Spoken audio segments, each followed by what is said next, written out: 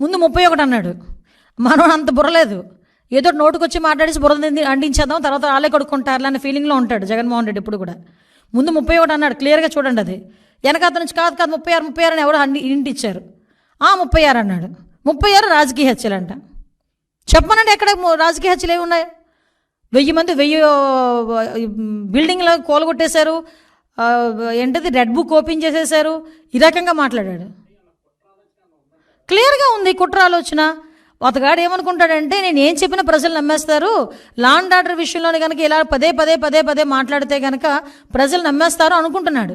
ఏదో రకంగా గవర్నమెంట్ మీద బురద జల్లాలి కాబట్టి, చంద్రబాబు నాయుడు గారి మీద బురద జల్లాలి కాబట్టి, ఏదో రకంగా అడ్డదారి తొక్కైనా మళ్ళీ ఏదో రకంగా సీఎం కుర్చీలో కూర్చుని పోవాలని కలలకు అంటున్నాడు కాబట్టి, ఈరోజు మా మీద బురద చల్లడానికి 36 రాజకీయ హత్యలు, 300 మంది దాడులు, అవి ఇవని చెప్పి ఫిగర్స్ సైతం చెప్తున్నాడు.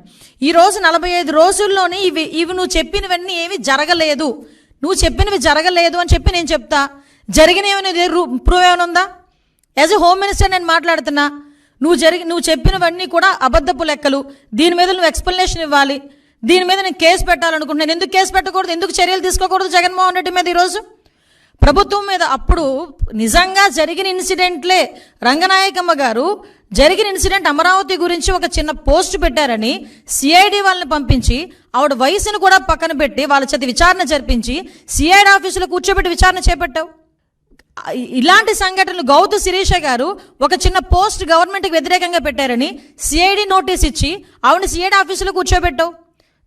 చింతకాయల విజయ్ గారిని, ఇలా చాలామంది మా టీడీపీ లీడర్లని కాకుండా జనసేన లీడర్లని కూడా గవర్నమెంట్ మీద యాడ్వర్స్గా తప్పుగా ఒక పోస్ట్ పెడితేనే, నిజం అయినప్పటికీ కూడా తప్పుగా మీకు వ్యతిరేకంగా ఒక పోస్ట్ పెడితేనే సిఐడి ఆఫీసులను తీసుకొచ్చి నువ్వు కూర్చోబెట్టి చర్యలు తీసుకొని మా మీద ఎంక్వైరీలు వేసావు. ఈ రోజుకి కేసులు నడుస్తున్నాయి, ఈ రోజుకి కేసులు సంబంధించి కోర్టుల చుట్టూ తిరుగుతున్నారు. ఏం మొహం పెట్టుకుని 36 హత్యలు, పొలిటికల్ హత్యలు జరిగినాయని చెప్పి ప్రజలను భయభ్రాంతులు చేయడానికి సిద్ధపడుతున్నావు. ఇంకా నీ మాటలు నమ్మేస్తారని అనుకుంటున్నావా జగన్మోహన్ రెడ్డి, పులివెందుల ఎమ్మెల్యే?